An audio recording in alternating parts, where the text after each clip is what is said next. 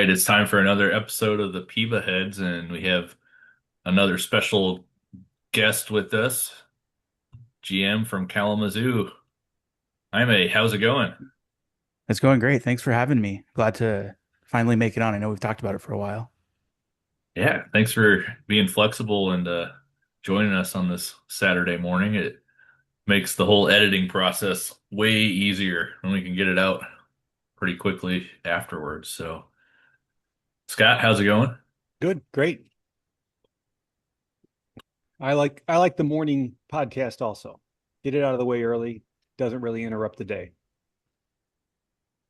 Well, we're getting closer to actual baseball games being played. We got what, one more sim of spring training and then the fun really starts. I hadn't looked at the spring training schedule. I thought that last sim would take us to the end of spring training. I didn't realize we were going to do two games.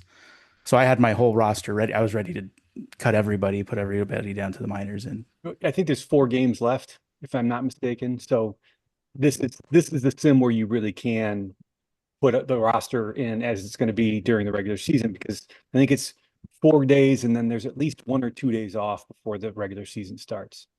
yeah, The thing we you have got to two pay games close left. attention to is your rotation. You want to make sure that your ace is ready to go on opening day. Yeah, I didn't click the forward button on the daily lineups, so I thought I had done that, but he's going to get like 9 days off. Yeah. Well rested. Yeah, be ready to go. Well, I mean, what's interesting is you like look at how certain teams manage spring training, and I know this wasn't one of the questions that we sent you ahead of time, but I've seen like there will be people that will not start their starting pitchers at all, their elite ones or the top of the rotation ones at all. And I'm not sure if that's like some new Reddit strategy or if it's just an attempt at uh, limiting exposure or potential injury risk. But how do you manage your spring training, Jaime? Well, my there's no secret. My starting rotation is pretty bad. Um, No need to manage it at all. yeah, I needed them all out there, and then after the alleged tanking of last season, I think everybody pretty much got a an extended spring training down in AAA. So, um, I mean, I traded for Gary Williamson. He's probably the best pitcher in the rotation right now. I traded New Jersey for him, um, and he's getting 9 days off, maybe less, maybe a little more, a little less, but. I wanted everybody out there. Kind of wanted to see what the pitching rotation would look like. My thought was going with a Kansas City Royals approach, and the bullpen is going to have to carry this team.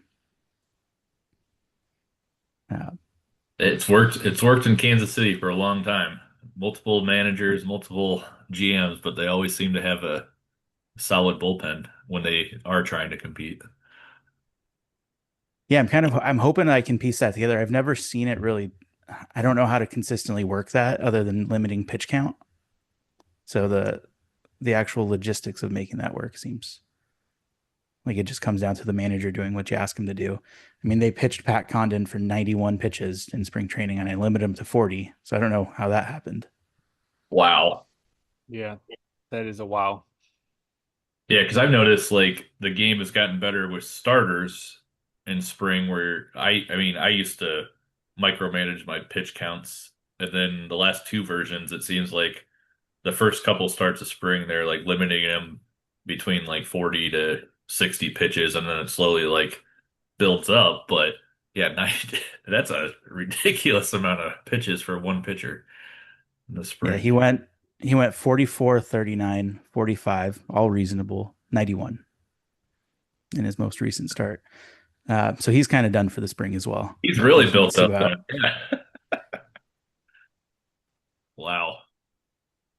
And it wasn't like in you said he was starting, so it's not like a situation where which is a whole nother topic too, but extra inning games in spring where your bullpen's just blown and you have one guy just out there trying to log innings. I mean, he pitched 5 innings, which is the most that I've ever had a pitcher pitch in spring training. I was kind of surprised. Yeah. Um, and we only had, I think, two extra inning games all spring training so far. Nothing Okay. crazy in 10 innings. I saw some people with like 17 inning games. I wish the game would not allow that to happen. No, no one needs to win. It's a spring training game. Oh, it Like, can't. There's a setting for it. yeah, we Just should gotta get. probably look. We should look into that setting. 'Cause here's my thing, and I know people. I know like the purists or the older crowd are like, oh, that's how it's always been. Yeah, that's how it was always been in MLB also for like I think up till like 15 years ago or something where they decided I think they changed the rule initially where both teams had to agree to play an extra inning game. And generally what would happen was if both teams had a bunch of minor league guys up on the squad early in spring training, they would use it to get more reps out of those guys. But then they would agree, like, we're only doing one extra inning here. We're not going to go 18 innings. But then now, I think the rule is that it's no extra innings. It just ends after the home team bats if it's a tie. So, but yeah, it's spring training. You're not, the big thing that I would be concerned about is you're blowing your arms in games that don't matter, and the game doesn't do like when you what I've noticed is like even when there's a big blowout and you're on the losing side of it, and like MLB, they'll bring an infielder in to throw the last inning or two just so that the bullpen the next day isn't taxed. It'd be I know people were asking for ideas or things that future versions could do, and that'd be one that I haven't seen yet. Is like you're getting blown out. Bring in a backup infielder and just have him throw, or have the backup catcher throw. Like, just do that instead of burning bullpen arms. And that's so hard to manage, even with two-way players, to get them to be a reliable arm in the pen where they'll bring them up even any time. Yeah, I would love to see that where Andrew Lyle's out there throwing a few innings of baseball. yeah. The only way I figured out to do it, and it kind of worked, but I think it was more the player than the actual approach or process. But I think the way you have to do it is kind of view them in the same lens as an Otani if they can hit, and then have them start the game but limit their pitch count, and then have them stay in the game as the DH. That's the only thing that I've been able to kind of figure out a way to where you actually get innings out of those guys. Because to your point, they're only getting brought in basically in very rare situations, and they're not utilized by the AI or the game managing very well. So I think anytime with bullpen, if you can try to take some of those decisions out of the game and the game's decision making and just either limit pitches or strategy adjustments, like that's the best thing you can do. But even like to your point, like even you had a pitch count on your pitcher and the game not only just blew through that like by a little bit, they blew through it by over double the amount of pitches you had set. So Yeah, I was not expecting that. Glad nobody, I don't think I've had any injuries. I had some short, like 1 or 2 day injuries so far. No other starter is going to be playing really at this point. So I think we made it through. This is the first spring training, and I joined in 2019, the 2031 season. So first one we came through safe. So well, speaking yeah, of you joining the league, let's back up a little bit. How did you get into out of the park baseball? How did you find it? And I'm assuming you played solo leagues first, or did you just jump right into online leagues? I jumped straight in. So I had never heard of out of the park baseball. I had never done anything other than like Madden franchise mode. And that was kind of what made me interested in this. So I actually, the reason I joined is I started working for a law firm that RJ's wife and Ken's wife worked at, and they actually worked together. Um, and I think Sarah, RJ's wife, had mentioned it to me because on my resume, when I applied and Sarah interviewed me, I put that I liked the like salary cap, like collective bargaining agreements, just to research and study them. And she saw that and then brought up RJ in the league, and told me that I could get in, and then and then there wasn't a spot. So I think it took me probably 6 months from when I expressed interest to being able to actually join, which at the time I didn't realize was just a one PEBA season. But uh, yeah, so RJ finally kind of touched base with me when a spot opened up in Kalamazoo. And then I talked to Mike and did the interview process, and I had to download the program for the first time. And That so, was and kind of my, what season did you join again, PEBA? I think it was the 2031 season. It was, So I'm looking at your history page right now. You've had a pretty interesting, tenure with Kalamazoo. You made the playoffs in 31, so one, two, three, four, five, 6 times since you joined the league. And now, if I'm not mistaken, you were in the absolute basement last season. You were the worst team in the league. So uh, you've got to experience both sides of it, right? So this is your first rebuild with Kalamazoo, correct? not just the basement, the worst record in franchise history. 44 wins, 118 losses. I think the next closest is 1-0. 52 wins in 2027. That was Yeah. our next worst season. Uh, so we really went for it last season, I guess. We weren't tanking, I promise. But just preserving guys. I didn't want to send them to arbitration sooner than I needed to. Uh, Obviously timing is important, right? So you got a crop of prospects, right, that you're ready to or close to being ready to debuting, but you gotta think about the timing. You got to think about their clocks, service time. yeah, and that was really the tough part with it. So yeah, going from being it was my first season, took us from being a not great team. I think Frank had managed the Badgers prior to me joining, kind of on an interim basis before going to Amsterdam, and he drafted well. He did a great job of building that farm system up. So it wasn't just I joined and got the Badgers to the playoffs. I mean, it was all the players he brought into the system, and I called him up and I did some kind of stupid things with contracts. There were some bad contracts that I sent straight down to AAA. There were better players in the farm than there were on the PEBA roster at that point, and I ate those contracts. I figure if you average out the value, it doesn't really matter who you're spending the money on. It's just the average cost per position. Um, and we made the playoffs that year. And then I couldn't find the year because I don't know how to find the playoff tree from a previous year. I thought it was 2032, but it might be 2035 that we went to the championship and came within one game of beating Florida. Uh, so it was a pretty quick rise to being great and then a very quick fall to mediocrity after that. Yeah, the previous season you were just over 500, but last season you were a really bad team. So And I was what are your short-term goals for your team right now, and what are your long-term goals? I wanted this to be a 1 year turnaround. So again, not tanking. We weren't tanking. We were just preserving the clock on guys.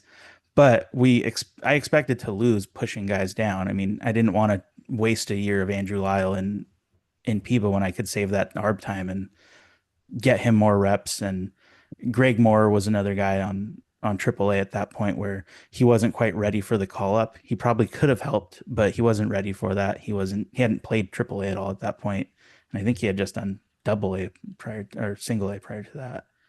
Um, so we wanted this to be a 1 year turnaround, and kind of the goal as well was to just get rid of some bad contracts, bring in new probably bad contracts that I'll regret later, but contracts that'll help today.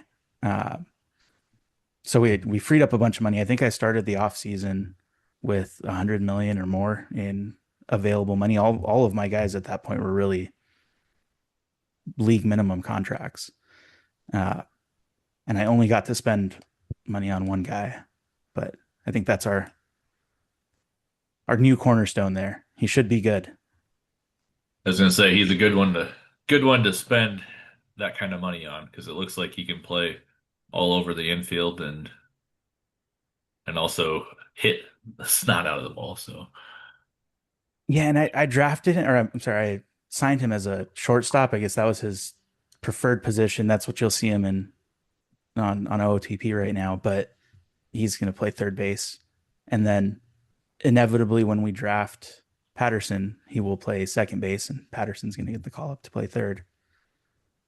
Uh, so yeah, that was our goal. Is I mean, I expected to have a low pick. I didn't expect to have the best possible pick for the worst possible record. But I wanted to also have a chance at getting a player. I could have left all of my guys up and gotten a 15th overall pick and killed their time, their arbitration time, and had a worse team 3 seasons from now.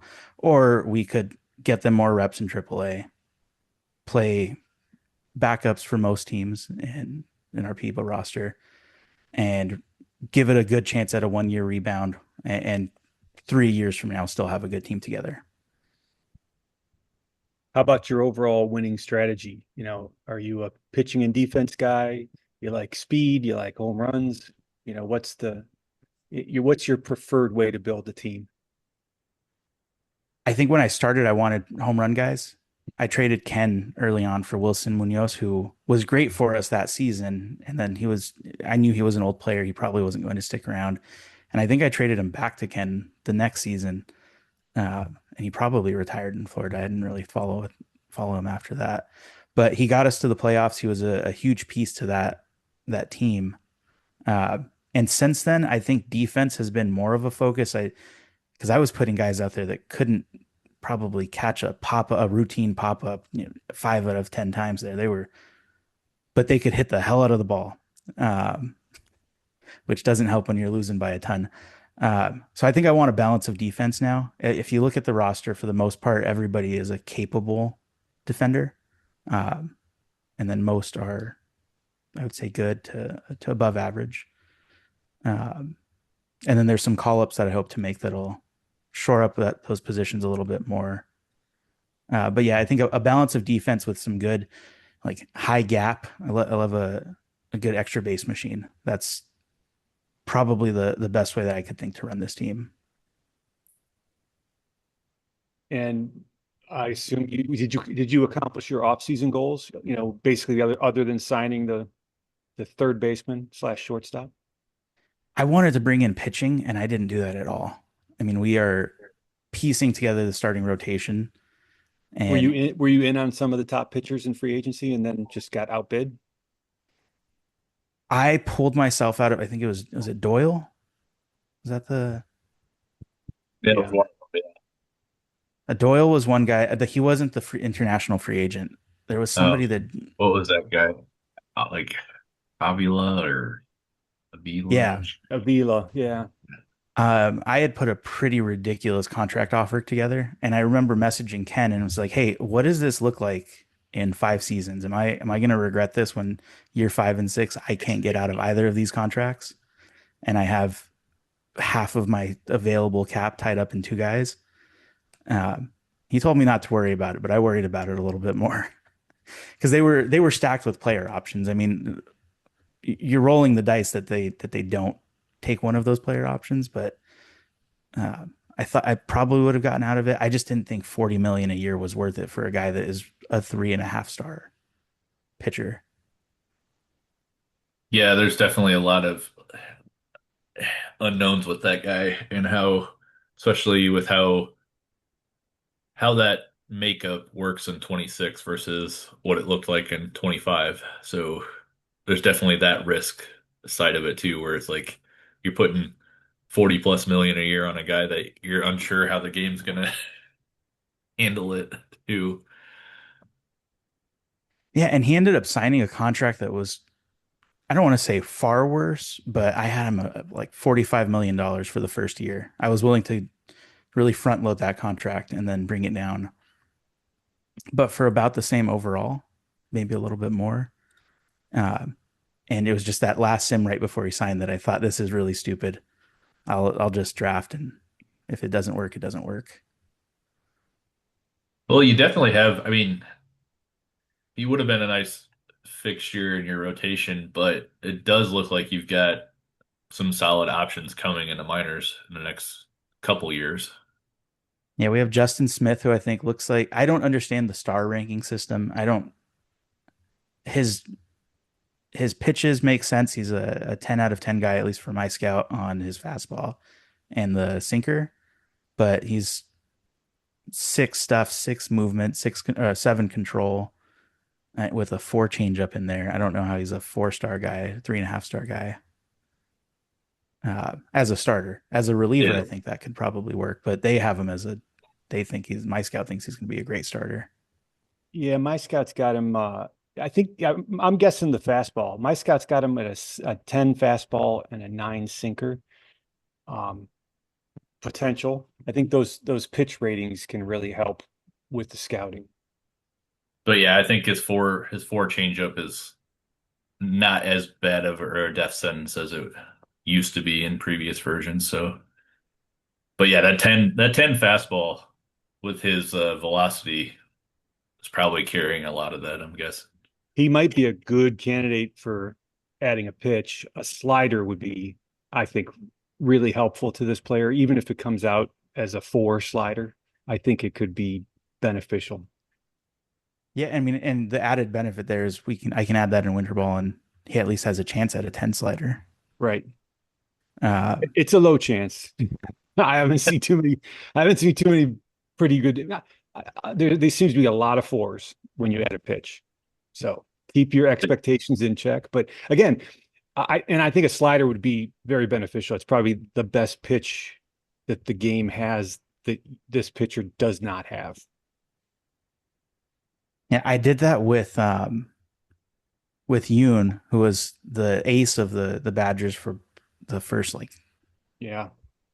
6 or 8 seasons that I took over since I took over the team, and I got a 5. I think a 5 changeup from him. So Nice. that was, I think that's the best result I've gotten so far on trying to add a pitch. You've got Justin Smith was just too young to send him. I couldn't send him this year, unfortunately. Yeah. yeah. And I had just drafted him. Yeah, you got time. Where you got him at? Rookie league? I moved him up to SA. Oh yeah. to A Nice. ball right now. I moved him up a league. I figure he can jump in there. Yeah, If he does well, I'll send him up more. my scouts got him fairly well developed. So I don't think he's going to be overwhelmed at single A at all. Uh, that's really my only pitching prospect, though. I don't think I have many other guys that are.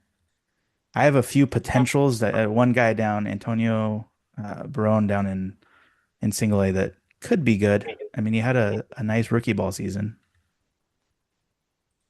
Yeah, I mean if that changeup develops, then you got a nice four pitch mix there. It's just gonna probably, at least with the way our league works and being able to go to winter ball, like I know sometimes those changeups like will never fully develop, but at least in our league you can do that pitch focus or whatever, where you can Yeah. choose like which one, and maybe that's an option down the road with him where if it's like a 3 and you can push it up to a 4, then maybe it'll fully develop or something. But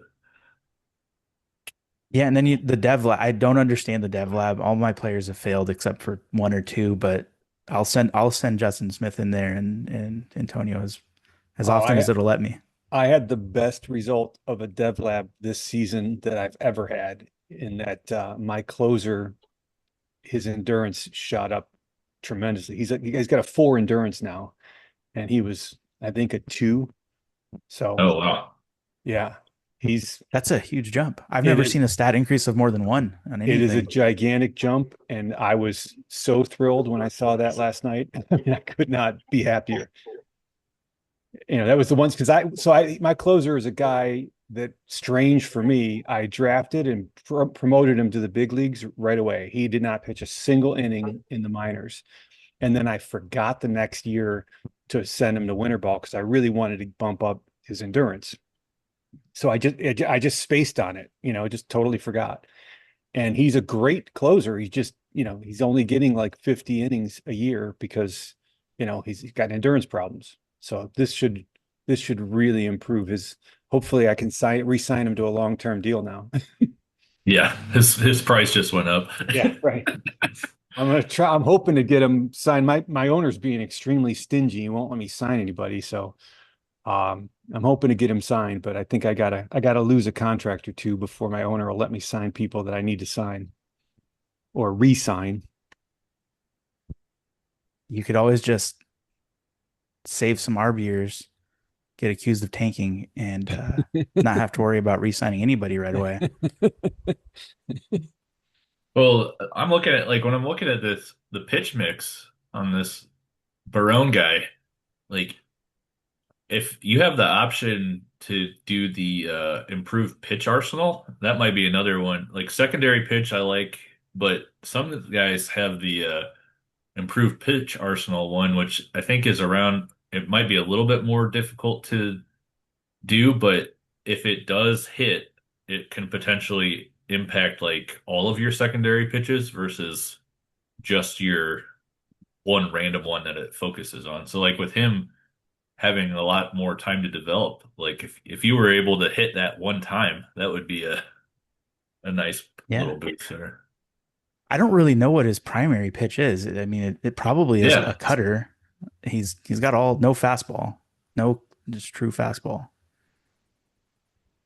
Yeah, because I Uh, mean, I wouldn't think he'd be, yeah, because I used to think it was like the order in which they showed up, but then you see stuff where like it doesn't make any sense why you would throw a slider as your main pitch, like just over and over again, a slider. That'd yeah. be really hard on your arm.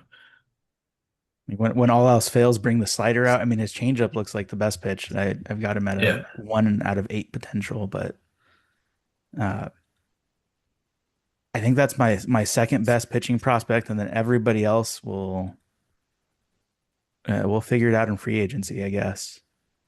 Well, with the Uh, amount of hitters that you have that are young and then the ones that are coming, it's a good problem to have because you can kind of pick and choose which ones you feel like are gonna get to the level you want or fit the team the way you want, and then maybe do like the Cubs approach of we're not going to draft any pitching, we're just going to keep drafting hitters and we'll trade or sign for the ones that we need. I know that's what they kind of did when they had their run in the middle of the last decade of just kind of they made the big splash with like John Lester and then they just kept drafting hitter after hitter and then they realized like, oh, we don't have any pitchers, and it was just they ended up. I think that ended up being the demise of them because they started trading away elite hitters for like bullpen arms. But you I don't have think to that's go kind of that where we'll end drastic. up. Yeah. I mean, I have so many outfielders that are going to have nowhere to play. I mean, it looks like Greg Moore will be the starter at left field for a while now. He's 22 and I like your looks center fully fielder developed. too. Lyle, the center fielder, looks pretty good.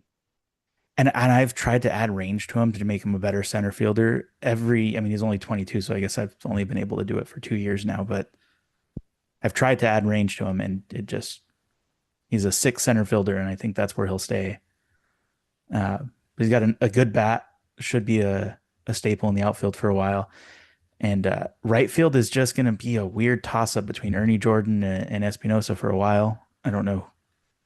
Jordan's obviously the better defender, uh, but worse bat. My scout likes Espinosa more. Um, so there's going to be some outfielders to trade if anybody wants to There you gain go. a lot of depth.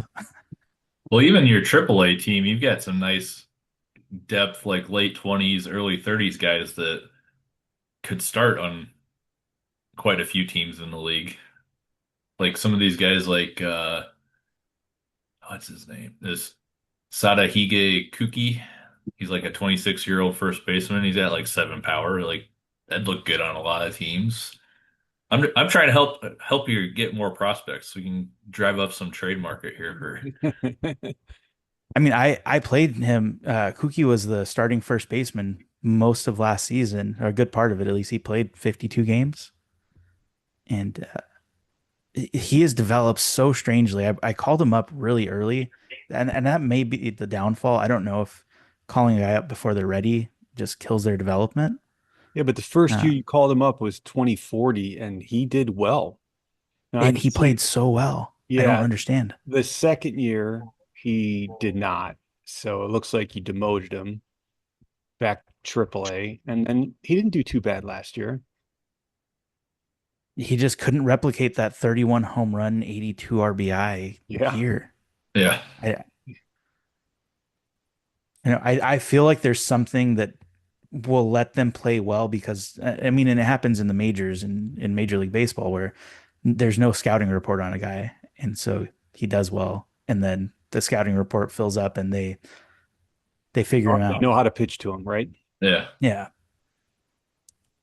So I don't And know if even this, OOTP is that complex, but maybe that's what happened there. the league figured him out. Well, even this Uh, like Glenn McIntyre, like he's a good backup outfield option for a lot of teams. Like looks like he's got a high contact rating and good on defense in the corners, but I don't know. We've talked about it a lot. People are like, "Oh, the corner outfield's positions are so easy to fill, and so is first base." And I always laugh because it's like, sure, but then you go around and look at teams around the league, and there's some questionable players playing on some teams in their corner spots in their first base. and I have struggled with that because I've had quite a bit of depth. I mean, I had Lyle obviously, but those that was a pretty recent draft, and then Moore was last year's draft, I believe, or the year before last. And those have been the best outfielders that I've had that actually can play the outfield well defensively. Which like going back to my strategy is I had players like I first joined the league that were outstanding bats, but just killed the team because of their terrible defense. So I tried to build with better players overall, maybe a little bit less offensively talented, uh, but they aren't giving up runs.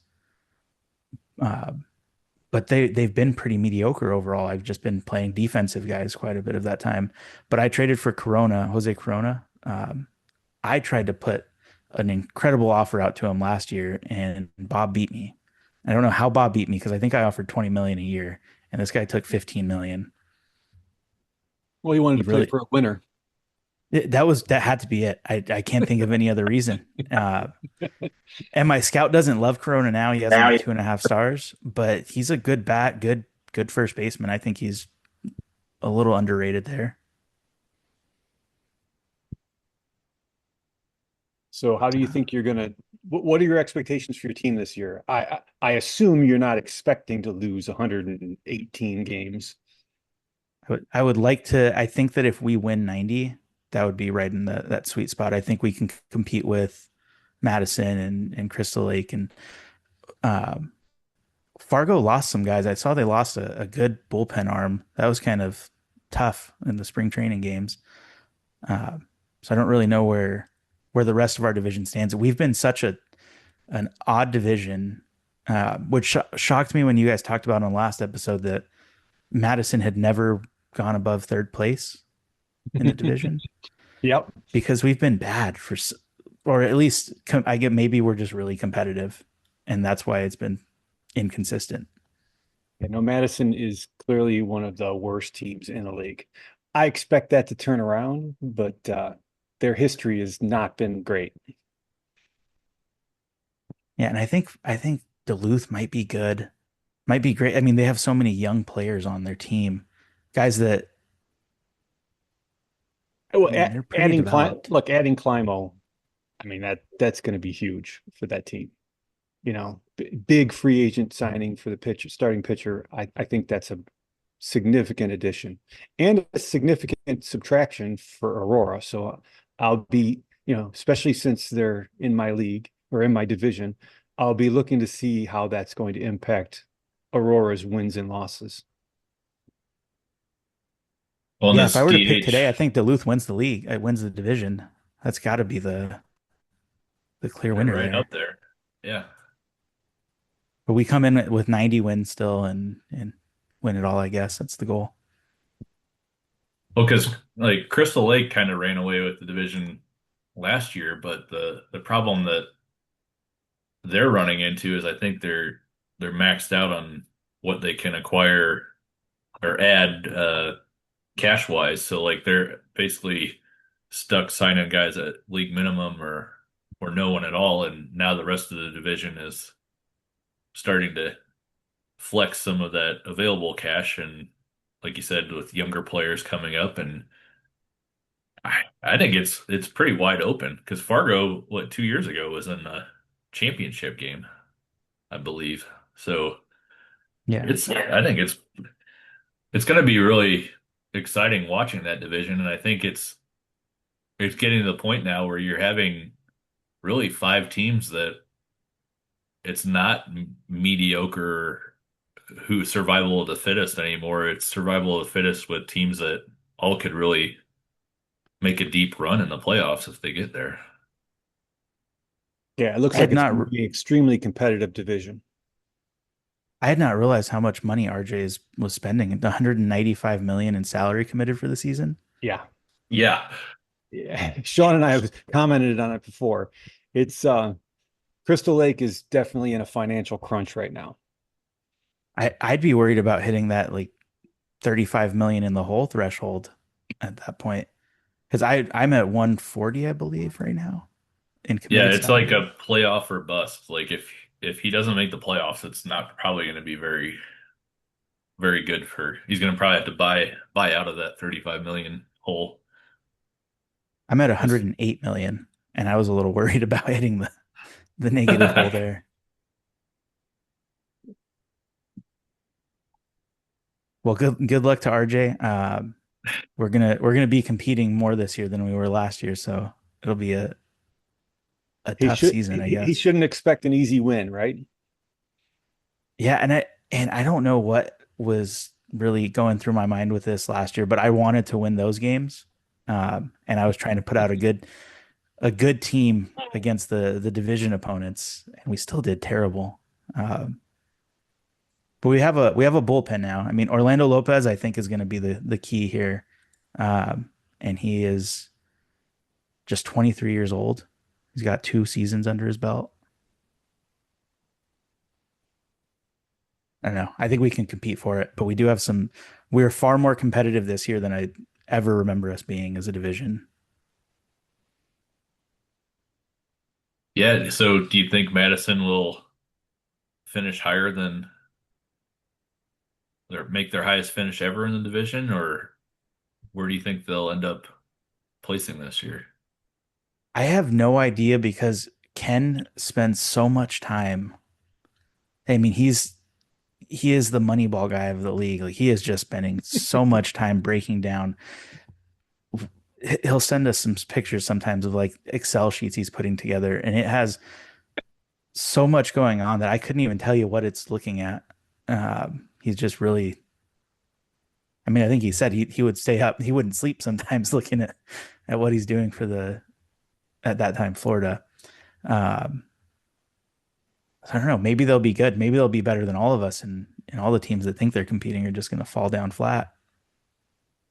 But yeah, it makes you wonder, like, you just, it's like, okay, is Ken gonna try to win this year, or is it a not suck totally, but still keep building type of situation? Because I mean, he could be win the division, or he could be in last place in the division based on the improvements the other teams are doing. Like, it's really that wide of an outcome. Yeah, I would be Madison. more inclined to say he falls to last place. I mean, if you look at his team, he had all of his great prospects are really young. I don't know that he has a lot to call up if there's any injuries. Uh, AAA looks pretty much full of like 2-star guys right now. I don't know who you call up when somebody inevitably gets injured. He does have the second ranked minor league system right now behind Amsterdam, who's number one. Yeah, he has a catcher down in the international complex that's looks just like how the catcher that Greg signed. Oh, Mata, or was it Mata, or no? Yeah, Wait, yeah. yeah. Looks just like him. Basically, like if those potential stats pan out, they're the same player. Hector Delgado. Yeah, Yeah, he looks his potential is astronomical. I do have him listed as an extreme development risk, according to my scout. yeah, me as well. But I have him low scouting accuracy. I hadn't seen Mine's this guy. average. I don't know And then what he has another I'm gonna have to 4-star talk. guy coming up. I'm gonna have to talk to my scout. He shouldn't be scouting this guy. I don't want to know about him. Stop wasting my time. Show me how great these other teams are. Yeah, he has some good outfield prospects. I think he's on that same timeline that kind of Fargo was when I joined the league, which was a lot of guys to call up, and then they all came up. And Fargo's been pretty, if I'm remembering correctly, they've been pretty consistent as far as being a playoff team. Um, at least as consistent as the Badgers have been. I mean, 6 of the 12 seasons so far, playoff being in the playoffs, not too bad. Heck yeah, there's a lot of teams in this league that would love to have 6 and 12 season. Yeah, I've got Fargo. to give all the credit to Frank though for the first season because I mean that was all his draft. In the first 2 or 3 seasons, there were all his guys getting called up. Well, this next round of winning will be all on you. Yeah. Yeah, I think we're fully past. I've either traded away all the guys that were in that class or they've retired.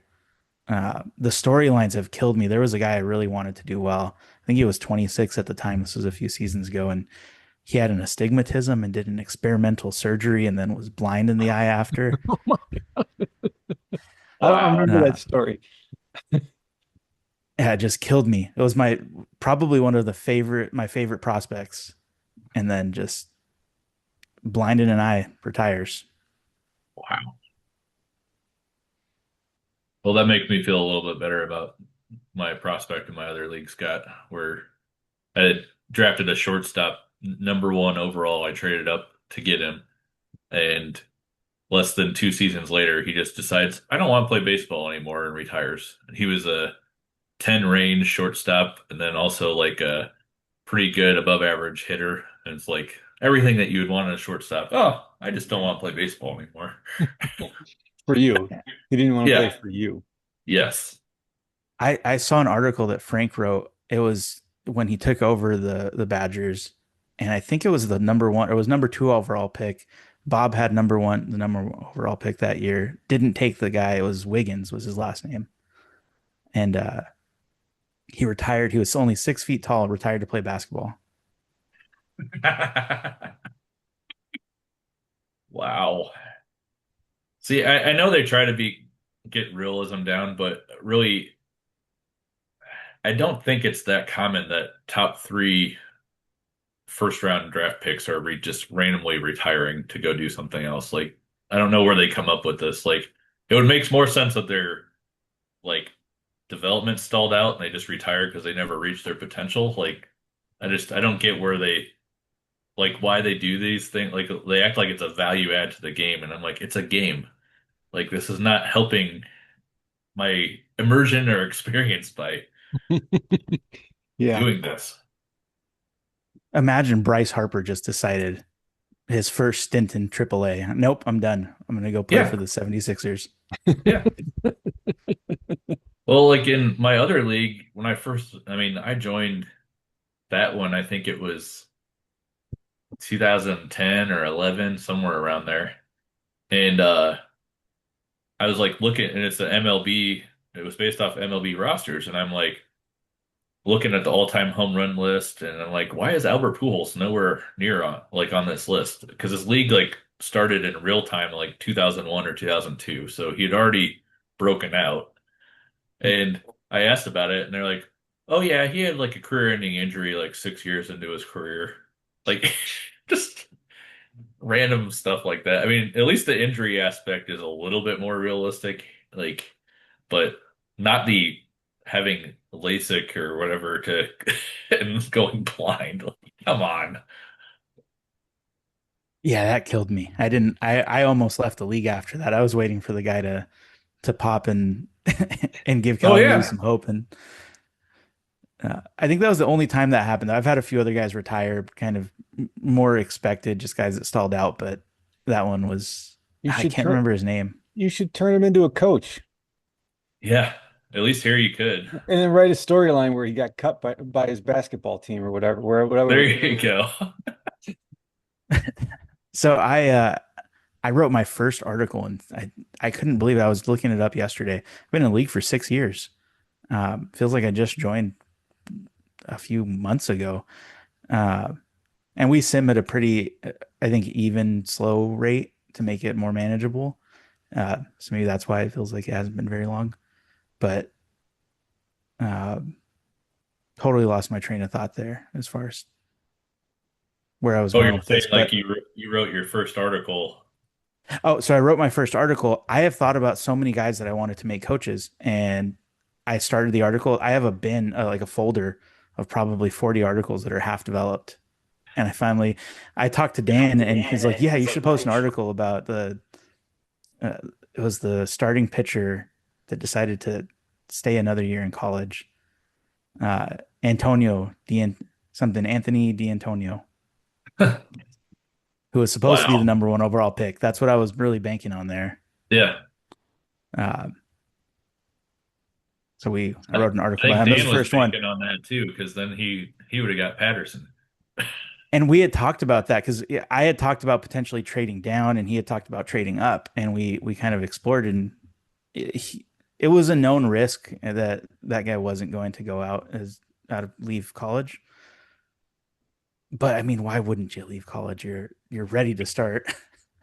Yeah, it's one of the best pitchers I've seen in the draft. So In the I, PEBA universe, the NIL has just gotten so out of hand that he must be making more money in college than his 500 or whatever it is here. I mean, I had the way that I had set up the off season, and the reason I didn't do that Avila contract was I was going to offer him like 10 million if that's what he wanted. well, He was going to get whatever he needed. He was going to the Brinks truck was ready. He looks like he's going to be worth it. That's for sure. yeah, I'll be curious to see who gets the number one pick next year. I I mean, looks competitive. His team looks good. I don't think it's going to be Bob. I don't know who it could be. Maybe Neo Tokyo again. Like I know they've been kind of floating around down there, but I mean they're getting better too. So it's not like it's not as clear cut as what you would think. And Bakersfield looks improved, so it's not like New Jersey, yeah, New Jersey's probably I think what their entire rotation are Rule 5 picks or something. Is that what I saw? yeah. I don't expect New Jersey to be too terribly good this year. I mean, I Neo think Tokyo I've has a better starting lineup or starting rotation than we do. So I don't think they can't have it. That should be I part know of the predictions. You know how we do the predictions? I want yeah, to. who's gonna get the number one overall pick? That's right. Who sucks the most? I mean, probably I know Amsterdam's not trying to compete. They traded away a lot of their pieces last year, so they're probably one. I've heard Arlington thinks that they're going to win their division, so at least that means they believe they're not going to be openly tanking until a certain point, maybe. But yeah, it's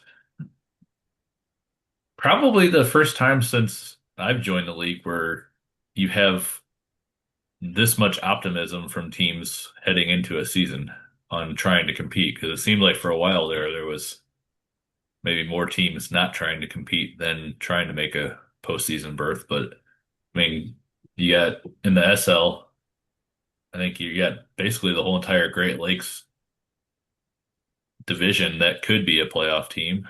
And then you get into Desert Hills and you got the top four, but you've got Bakersfield and Yuma that look improved. And then Rising Sun is the Rising Sun. So you got four teams there, and Neo Tokyo looks like they're getting better. So it's just like start going through division by division. And there's more and more teams that are.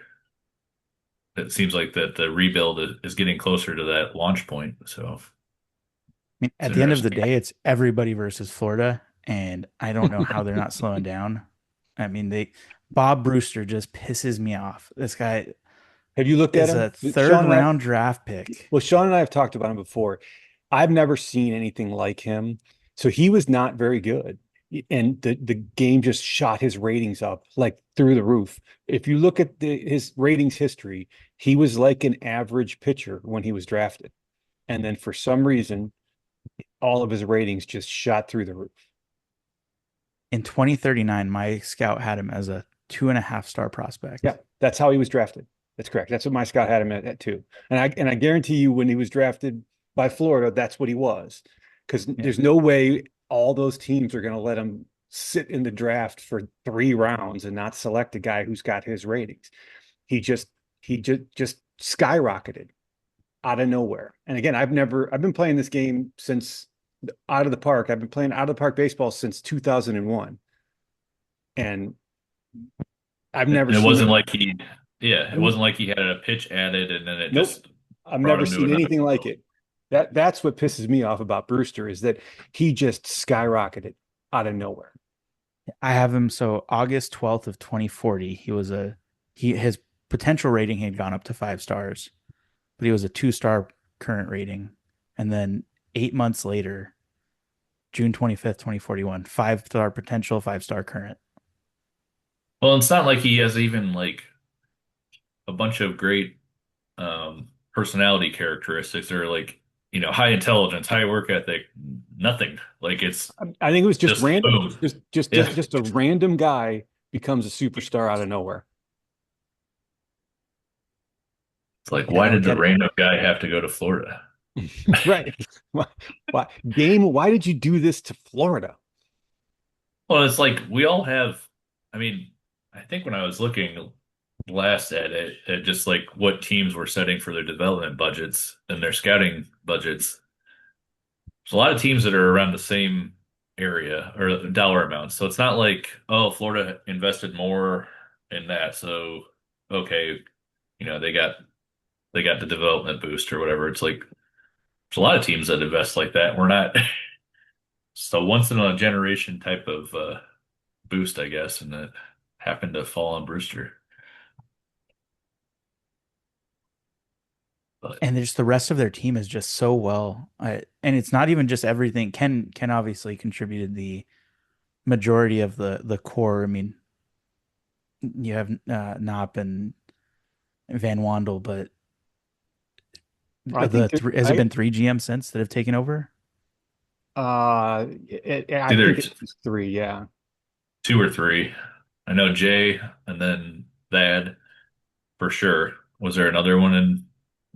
I can't remember, but yeah, I know both Jay and Thad have like taken what Ken built and then they both like added their little touches to it where they added Yeah. more depth behind it. Like Ken provided a ridiculous foundation and then they just have maintained it.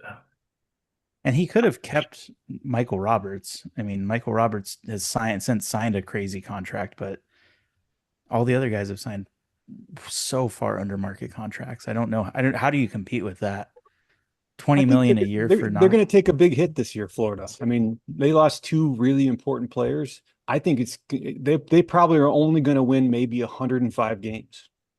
Only.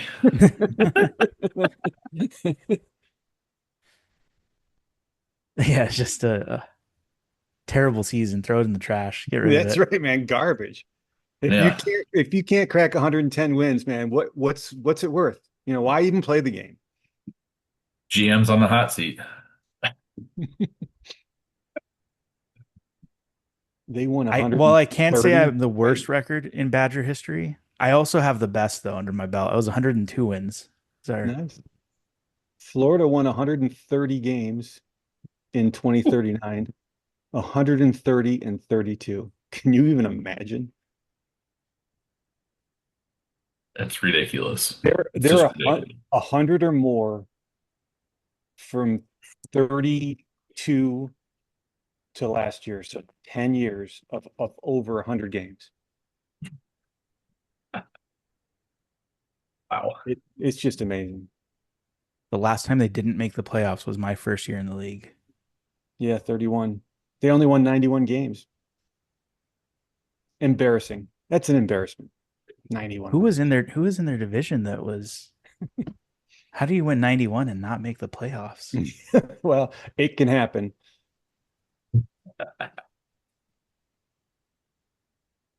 I mean, It's a good in the question, Great Lakes, though. if you win 91, you're making the playoffs.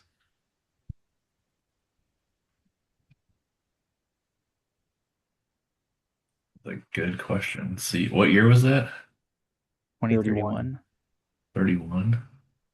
Oh, Kentucky kind of had a run. They had 105 wins that year, Must but have been some still impressive wild wild card card teams. teams. Yeah. Yeah. Because that had to be, I mean, Greg's always had a competitive team. I think, I don't know if he was competitive last year. Did he make the playoffs last year?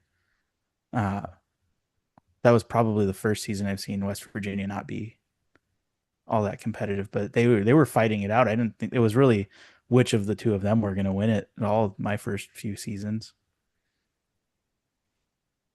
Yeah, last season looks like West Virginia got back in the playoffs and they had that 2-year gap where they didn't. But before that, it was every year just Yeah, I think dominating that division. And he must have had he, something going on because he was not very active those 2 years that he didn't make the playoffs. But he became active again last year, and then he made the playoffs again. So the key for West Virginia is when the GM is focused on the team wins. no, Greg is definitely good at building a roster around what works for his park, and when he's able to, he does put together a good team, and it's always been one of the. He's been, like you said, ever since I've been here, he's been one of the top competitors and a team that I don't like facing in the playoffs. Yeah, That's for sure. 20 in the league's history, West Virginia has been in the postseason 20 times, and they have 3 championships. I take 3 championships in Yeah, I'll take that one. time. Yeah, one would be nice. Well, I know What was we're there? wrapping up here, Yeah, but I want to say thanks, Sean, for having me, and also thanks for talking me out of making that trade for the first overall pick. I got a concerned message. It was almost a welfare check to make sure I wasn't going insane. Uh, I was like, and I I don't didn't know if take I it. can acquire it, but I'm not letting somebody uh, get it without at least getting the bidding up on it. So Uh, you've obviously looked at the draft, yeah, and yeah. do you know who you're picking? Oh, absolutely. Patterson is going first. I mean, Let the cat out of the bag.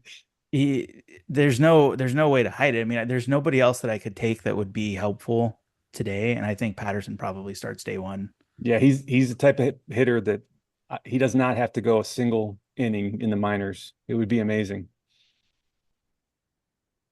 Yeah, so Going I'll to be I'll fun to talk him up. watch, and hopefully Kalamazoo is in a spot where you're battling for a playoff position, and then that's like adding via.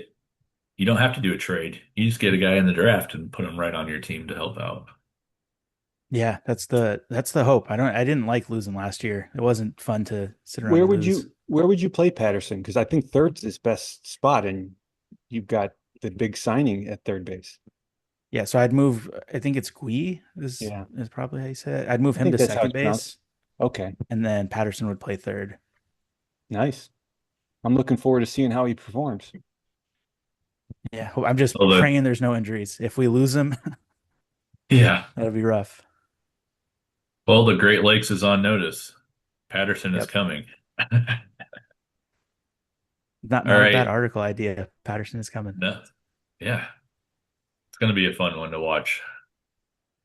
Well, thanks guys for your time, and we'll wrap it up and see you again on the flip Yeah, thanks side, for I having me. guess. It was a pleasure. Yeah. Always fun. All right. Thanks. Thanks, guys. Bye, guys. Bye.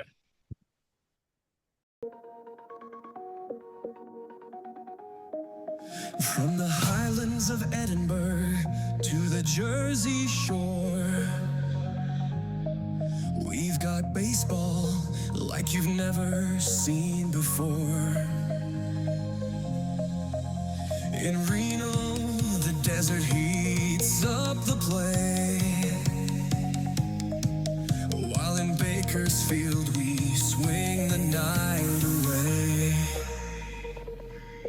Welcome to the PEBA, where the world's our field. From the mountains to the cities, the action's never sealed. With gloves on and bats in hand, we're here to thrill.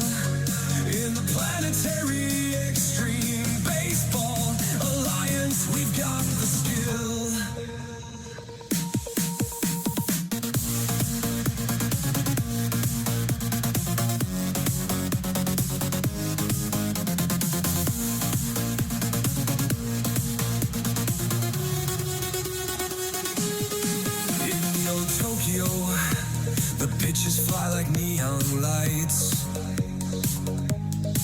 And down in San Antonio, the game ignites.